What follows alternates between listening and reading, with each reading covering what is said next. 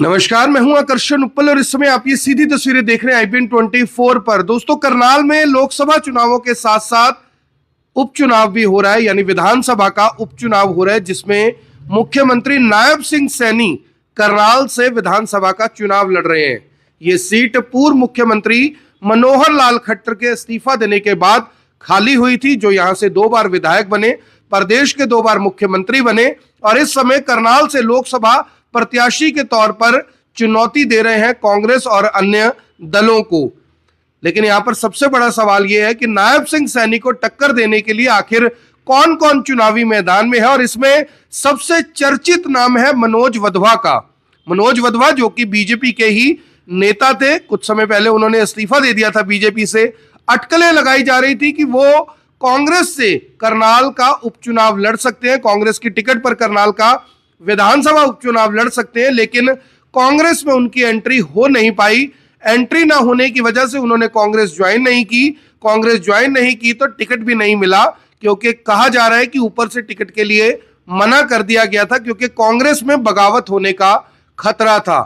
लेकिन सवाल यह है कि अब करनाल के समीकरण क्या होंगे? क्या मनोज वधवा किसी और पार्टी से या फिर आजाद उम्मीदवार के तौर पर चुनाव लड़ सकते हैं? अगर लड़ेंगे तो समीकरण क्या होंगे? तो सबसे पहले आपको बता देते हैं कि बीजेपी की ओर से नायब सिंह सैनी करनाल विधानसभा का उपचुनाव लड़ रहे हैं। करनाल में जो सैनी समाज है उनकी वोट काफी कम है। पंजाबी और ब्राह्मण और वैश्य समाज की सीट मानी जाती है करनाल, लेकिन सैनी समाज को टिकट देकर ओबीसी कार्ड खेला है बीजेपी ने।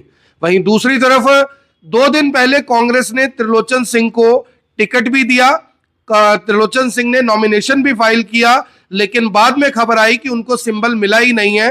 सिंबल जमा करवाने के लिए उनके पास 6 तारीख तक का टाइम है, यानी कि कांग्रेस अभी भी कहीं ना कहीं असमंजस में है। लोगों को ऐसा लगता है कि कांग्रेस ये टिकट बदल सकती है, क्योंकि त्रिलोचन सिंह ने सिंबल जमा नहीं करवाया जो उनको करवाना था। अभी उनके पास 6 तारीख तक का टाइम है, दोपहर 3 बजे तक वो कांग्रेस का सिंबल जमा करवा सकते हैं। अगर वो सिंबल जमा नहीं करवाएंगे तो या तो वो आजाद प्रत्याशी के तौर पर चुनाव लड़ेंगे या फिर चुनाव लड़ेंगे ही नहीं, क्योंकि वो कांग्रेस के नेता हैं। अब सवाल सबसे बड़ा यह है कि इसके बाद कौन लाइन में है? तो लाइन में है शमशेर सिंह नैन, जो कि बीजेपी के ही पूर्व नेता है, 23 साल तक बीजेपी में जुड़े रहे।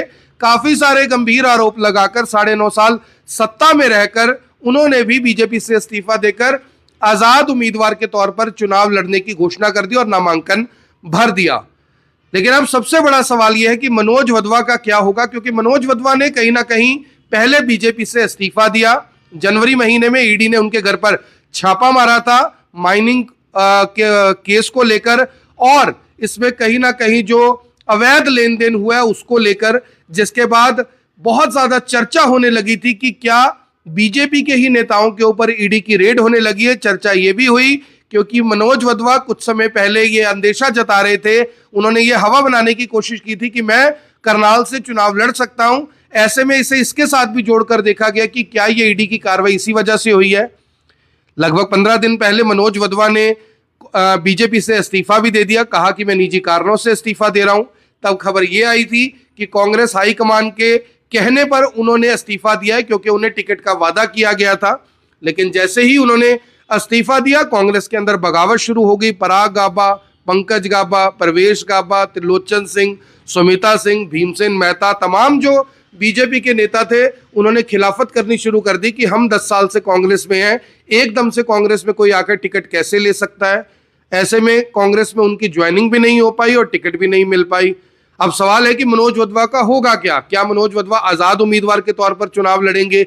अब कल से चर्चा चल रही है कि मनोज वधवा ने करनाल से नॉमिनेशन फॉर्म लिया उपचुनाव आजाद उम्मीदवार के तौर पर लड़ने के लिए। अगर मनोज वधवा चुनाव लड़ते हैं तो आखिर समीकरण क्या रहेंगे? मनोज वधवा ने 2014 में मनोहर लाल खट्टर के खिलाफ चुनाव लड़ा था। इनेलो की टिकट पर यह चुनाव था, महज 14,000 शायद वोट मिले थे उन्हें। दूसरी बार 2018 में उनकी पत्नी ने चुनाव लड़ा आजाद उम्मीदवार के तौर पर। तब आम आदमी पार्टी, इनेलो, जेजेपी, जितनी भी पार्टियां थी उन्होंने यानी कि समर्थन भी दिया, कांग्रेस ने भी समर्थन दिया। लेकिन इस चुनाव में भी मनोज वधवा की जो पत्नी है, करनाल नगर निगम से मेयर का चुनाव लड़ रही थी, वो लगभग 9,500 वोट से हार गई थी। उन्होंने आरोप लगाया था कि बीजेपी और मुख्यमंत्री मनोहर लाल खट्टर की वजह से उनके भाई की मौत हुई है, यानी कहीं ना कहीं सिंपैथी भी उन्हें मिली। सिंपैथी मिली तो वोट भी मिले, लोगों के बीच में एक नाम भी बना। चर्चा होने लगी कि 2019 में मनोज वधवा करनाल से विधानसभा का चुनाव लड़ेंगे और अगर लड़ेंगे तो बीजेपी को पटकनी देंगे। लेकिन एकाएक ना जाने ऐसा क्या हुआ कि मनोज वधवा ने बीजेपी ज्वाइन कर ली। बकायदा कंधे पर, मनोहर लाल खट्टर के कंधे पर हाथ रखा, जिनके ऊपर वो आरोप लगाते थे कि इनकी वजह से मेरे भाई की मौत हुई है। लेकिन राजनीति में कुछ भी संभव है। जैसे ही मनोज वधवा बीजेपी में जाते हैं, घरौंडा में उनकी जमीन एक्वायर होती है। कहा जाता है कि वहां से लगभग 30-35 करोड़ रुपया भी उन्हें मिला, जिसकी वजह से उनकी जो आर्थिक स्थिति है वो काफी ज्यादा ठीक होगी। उससे पहले मनोज वधवा काफी कर्जे में थे। बीजेपी ने मेयर चुनावों में उनके ऊपर काफी आरोप भी लगाए थे कि बैंकों का काफी कर्जा है मनोज वधवा के ऊपर। मनोज वधवा यानी कि कहीं ना कहीं दिवालिया हो चुके हैं, उनका घर बिकने वाला है। लेकिन एकाएक जब 2019 में मनोज वधवा बीजेपी में आते हैं तो उसके बाद उनकी किस्मत ने कहीं ना कहीं पलटी मारी। उनकी जमीन एक्वायर हुई। जमीन एक्वायर होने के बाद उनकी जमीन बहुत ही अच्छे दामों में खरीदी गई घरौंडा में, जिसके बाद उन्होंने माइनिंग कारोबार में हाथ आजमाया। इस माइनिंग कारोबार में बताया जा रहा है कि शायद उनका बेटा भी पार्टनर के तौर पर काम कर रहा है, क्योंकि ईडी ने जो हाल ही में नोटिस दिया उसमें उनके बेटे का भी नाम है। मनोज वधवा ने को कल ईडी के सामने पेश होना था, लेकिन उन्होंने ये बोला कि मेरे पास अभी दस्तावेज पूरे नहीं है, मुझे एक और डेट दी जाए। तो उन्होंने डेट मांगे। तो ऐसे में सवाल उठता है कि जब भी कोई बीजेपी छोड़ता है, जब भी कोई चुनाव लड़ने की बात करता है, ये ईडी उसके पीछे पीछे क्यों चल पड़ती है? क्या किसी को चुनाव लड़ने का अधिकार नहीं है? अगर मनोज वधवा चुनाव लड़ना चाहते हैं तो इसमें बुराई क्या है? अगर मनोज वधवा मुख्यमंत्री नायब सिंह सैनी के सामने कांग्रेस को टक्कर देना चाहते हैं, बीजेपी को टक्कर देना चाहते हैं, तो इसमें बुराई क्या है? लेकिन सवाल यहां पर लोगों के बीच में यह है कि आखिर 5 साल बीजेपी में रहने के बाद मनोज वधवा ने बीजेपी क्यों छोड़ी? इसको उन्होंने सार्वजनिक तौर पर अभी नहीं बोला। या इसे ईडी का डर माना जा सकता है, या फिर वो अपनी रणनीति के ऊपर अभी काम कर रहे हैं।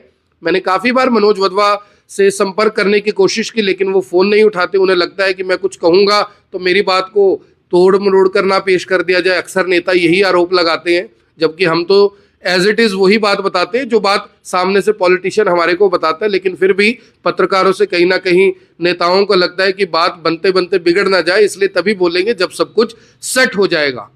तो अब देखना होगा कि करनाल के समीकरण क्या रहते हैं। क्या मनोज वधवा करनाल से आजाद उम्मीदवार के तौर पर चुनाव लड़ते हैं? अगर वो लड़ते हैं तो क्या समीकरण रहेंगे? क्योंकि इस समय बीजेपी कांग्रेस आमने सामने है।